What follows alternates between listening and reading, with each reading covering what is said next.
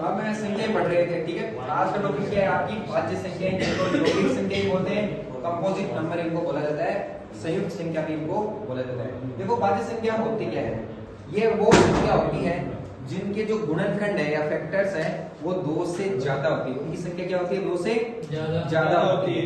ऐसी संख्याओं को हम क्या बोलते हैं, भाज्य संख्या बोलते हैं, ठीक है। और ऐसा भी कहा जा सकता है इनके गुणनखंड है वो संभव है, ठीक है।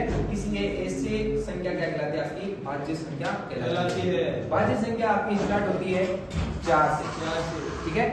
तो सबसे छोटी जो भाज्य संख्या होती है वो कौन सी, आपकी 4। इसके अलावा कौन कौन सी संख्या है, ठीक है, जैसे 4 हो गया, 4 में 1 का भाग जाता है, 2 का जाता है, 4 का खुद का जाता है। तो गुणनखंड कितने बन गए इसके, 3, 2 से ज्यादा है, इसलिए ये संख्या क्या है, आपकी भाज्य संख्या है। इसके अलावा 6, 8, 9, आपका 10, 12, 14, 15 इस प्रकार से ये चलती रहती है, ठीक है। सबसे छोटी भी भाज्य संख्या की बात करूं जो आपकी सम भी है वो कौन सी, आपकी 4 है। जबकि मैं बात करूं सबसे छोटी विषम संख्या की तो वो कौन सी संख्या है, 9 है, ठीक है। क्योंकि 9 में देखो 1 का भी भाग जाता है, 3 का भी जाता है और 9 खुद का जाता है, इसलिए इसके गुणनखंड कितने बने, 2 से ज्यादा है, 3 गुणनखंड है, 1, 3 और 9 खुद, ठीक है। इसलिए ऐसी संख्या क्या कहलाएगी, आपकी भाज्य संख्या।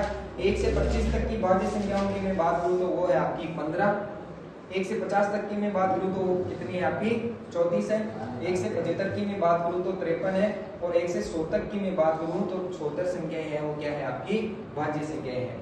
वही एक इंटरेस्टिंग फैक्ट भी है कि ये जो आपका सबसे छोटी भाज्य संख्या है जो कि कौन सी है, 4 है, वो सबसे छोटी अभाज्य संख्या 2 है जिसको हम पढ़ चुके हैं, उसका क्या है, पूर्ण वर्ग है। 2 का स्क्वायर करेंगे कितना आएगा, 4 आएगा।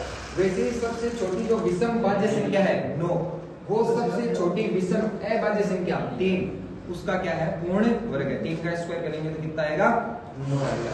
क्लियर, आई होप आपको समझ में आएगा।